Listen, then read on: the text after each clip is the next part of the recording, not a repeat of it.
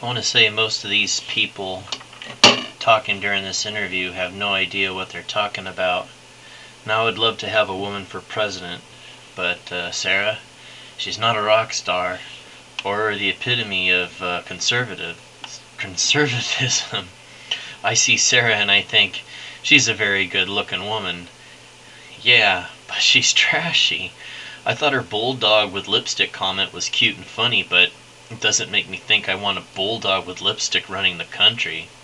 And the name of her kids, her quitting as governor. I mean, come on. Now, cutting all the spending. You have to spend money to get money. You can't run a store without having a store, paying your rent, replacing the merchandise, paying your employees.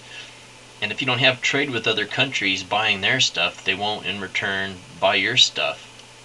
Now, I agree it would be great if we made more of our own stuff, became more self-sufficient, relying on our own economy in order to make more jobs for our own citizens. That would go a long way. And how can Sarah do anything about drilling and saving the polar bear? She quit her job. Now I'm wondering what kind of credibility a church and study group have on saying what goes on in our current presidency. I mean, just because I say or repeat what someone else says doesn't make it true, people. I really don't think a lot of these people know what conservatism is anymore. It should really be more than just talk about abortion, spending, and borders.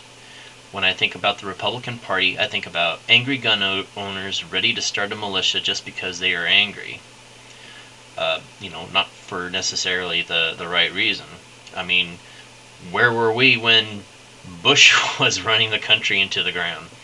The party of no, who wants to keep things just the way they are. When it comes to making improvements, they make a speech, talk afterwards about how they think what they said made a difference, and if they said something wrong or stupid, they justify it. Or when someone else who is not a Republican wants to make a difference, the Republicans say no, because it wasn't their idea. And they feel that trying to come up with a good idea is too risky to their reputation if what they say isn't good enough. So many of these people go to church and read the Bible. Now, that's a good thing. But I want to point out one thing. The Bible wasn't written by God, nor was God holding someone's hand while it was being written. Nor was God present each time the Bible was being translated, re-edited, or being there when it was handed to you. You can argue God is everywhere and in everything. God is mentioned in the Bible, but there is no live eyewitness to these accounts, still alive today. No video coverage. It's all based on stories. That's what the Bible is, a bunch of stories that if you read and base your life on, you might do good things and learn something. I personally believe in Jesus, but I won't tell you everything and it is true because I read it in the Bible. I won't recreate anything from the Bible just because someone tells me to do it. Just because someone says something, writes it down, or reports it on TV doesn't always mean it's true. But if people think about it, you need more facts to base decisions on. It sounds like a lot of these people on this video state their opinions as facts because they heard it from a non-verifiable source as a fact. And a lot of these opinions are based on fear, ignorance, hate, and I believe bigotry as well, considering so many of these crazy allegations are so out of the ballpark.